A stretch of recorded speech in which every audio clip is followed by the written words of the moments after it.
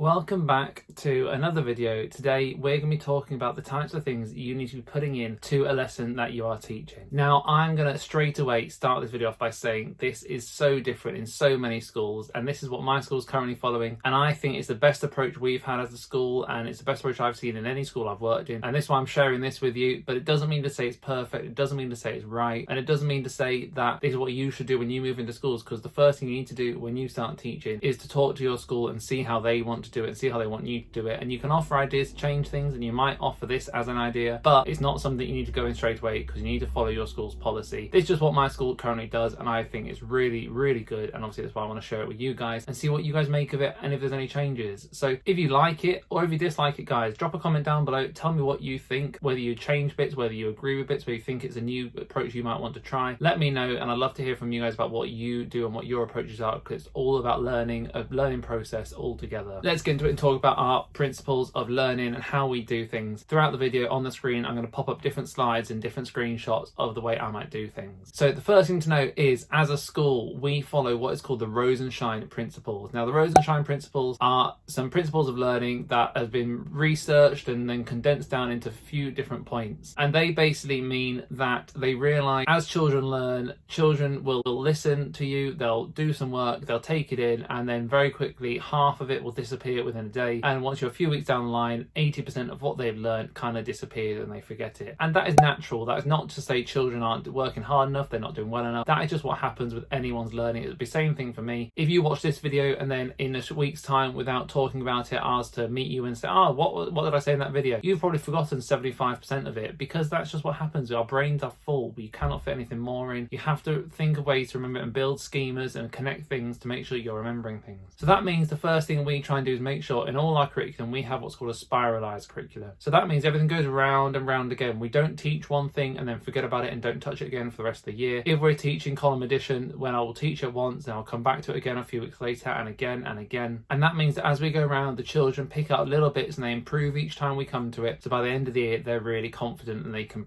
build on that progress in the next year group. So the spiralized curriculum can be really important to make sure that children aren't just forgetting things, that they learn it and they learn it again and then they learn it again, and they pick up their misconceptions from the first time. And it's what happens so often that I'll be teaching and one of the children will go, oh, last time we did this, I kept making that mistake and I kept doing this, but this time look at my work, I've got them all right, I've not made that mistake once. And that's because we've come back to and revisit it, and they've realised their mistakes they were making the first time and they've had a chance to correct themselves. And it's not just always the teacher telling them they've done something wrong and then fixing it because of that. So it's really good. I really like the way we do it, but it does have its flaws in that you do have to make sure you're teaching at a pace and you're following the plan, because coming back to things and doing things again, you have to either have a really good curriculum that is really cross-curricular, you can match things in different places, or you have to teach things at a quick pace and keep on going through everything and keeping up with it, because there's a lot to cover and you're kind of making more workload for yourself by doing it this way. But it does work really well, so I'm a massive fan. Now we also use these principles in our learning, and that is by doing the revisit, teach, practice and apply approach. And what that means, I'm just going to go through them quickly, and as I said, there'll be screenshots on the screen of what each one means. First of all, the revisit is to do with our spiralized curriculum, so that's where they'll be at the start of each lesson, and this is all going to be from a math lesson as an example, but we do this in every lesson we teach: English, geography, history, whatever it might be. We revisit something that we've done before. So in a previous lesson we might have done column addition, a previous lesson we might have done bus up division. I'll put some questions up on the board at the start to say, can you solve these questions? We've looked at them before, we've learned them before, we've learned the method, we've learned the strategies. Can you solve them? And hopefully the children will see the method and go, oh yeah, I remember to do that, and they'll get on with the books. And if they can't, then they might turn to their partner and say, oh, can you help me with that? How do we do that? And then they'll learn it again and they'll be revisiting it and spiralizing round. And if their partner can't help them, they can stick their hand up and ask me or ask another member of staff in the room, and we can help. And again, it's just fixing those misconceptions if there are any, and if there aren't any, then making sure they're confident and able to do that method that we've taught them. So that is step number one, our revisit. We're going to come back to previous learning, have a go at it again before we move on to the actual lesson. Now after that we move on to the teach.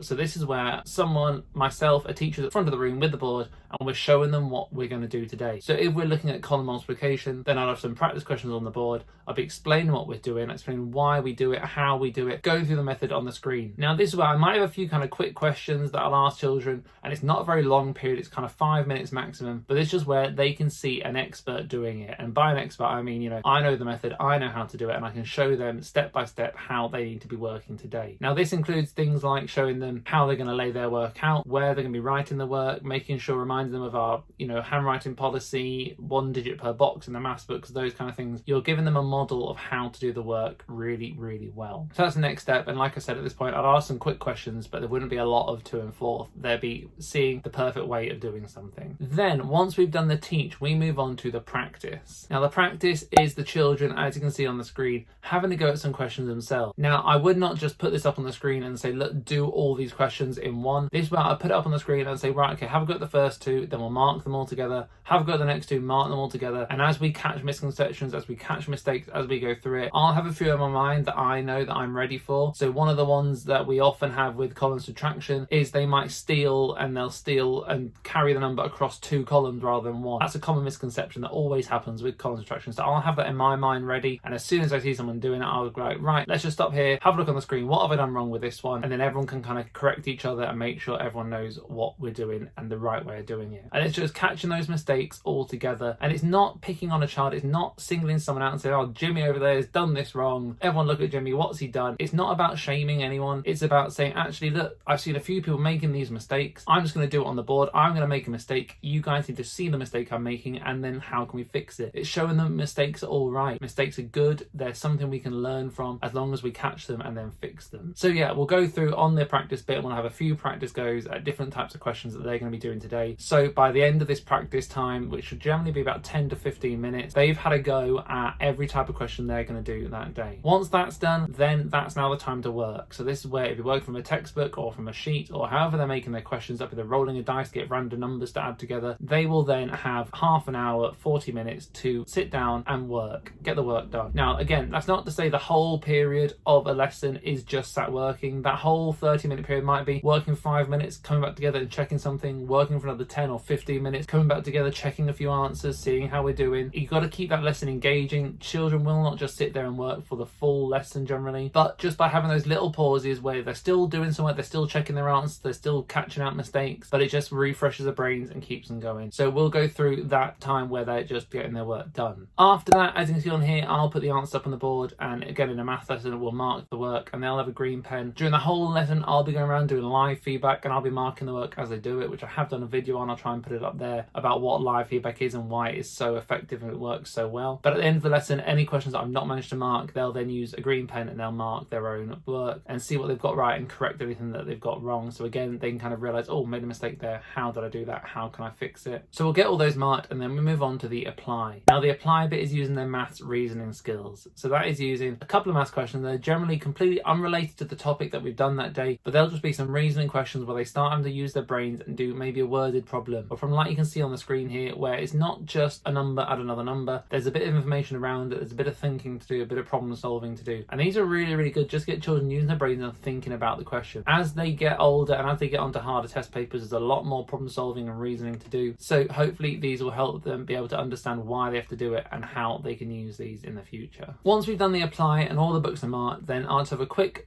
scan round as they're packing up and just make sure that, you know, everything looks right, everything looks like they've done the work, they've done the correct amount of work. I'll catch anyone that maybe hasn't done quite the right amount or something that's gone wrong completely, and we'll just fix those bits as we're packing up just before break time, and then it's break time and the lesson's over. So that is how a lesson is shaped in terms of what goes on, and that is the same for writing, that's the same for maths, that's the same for history, geography, that kind of structure. It does change a little bit, and I'm going to put some more videos out pretty soon on this channel about planning a lesson. You can see exactly what I do to plan each type of lesson. I have done a maths one that's already on there right now, so do go have a look back and have a look at that. But yeah, it follows that same structure, and I think it works really, really well. The children can revisit their learning and show off how good they are when they come back to it every single time. There's not enough time to completely forget things because we come back to the learning and we do it again, and hopefully over time it'll really show as the children move through the school we've got that consistent approach. Every single teacher in the entire school at the minute follows this same approach, and they know how to structure their lessons in this way, and so the children know when they come into class what's expected. Now, different teachers do teach things in different ways. I'm sure I do teach in a different manner to the year 4 teacher or to the year 6 teacher, but I know both their lessons and I know my lessons will have a revisit. It will have a teach section, a practice section, an apply section, an assessment section. I know that is how we will teach our lessons, and that's the same process the children know. So when they come up to my classroom, when they move on to the year 6 classroom, they know what to expect, they know what's coming up, they know what to look forward to and how it's all going to work. And it just means everything runs a bit smoother. There's less time wasted getting to know the new teacher and how things work because it's all very similar. So that is a really, really good point, and I think my school does it really, really, really well. And hopefully, like I said at the start, you can tell me how your schools do it, because there's always things to learn and there's always things to improve, and I'd love to hear your ideas. So thank you very much for watching this, guys. Hopefully it's been useful and you can see kind of how a lesson is structured, how teaching is structured in a primary school. And if you're doing your training, do let me know how it's going. Every week there's a new video on this channel on a Tuesday, on a Friday and on a Sunday, so hopefully you can get to know what being a teacher is really like. And as always, do let me know if you've got any questions. I will see you very soon.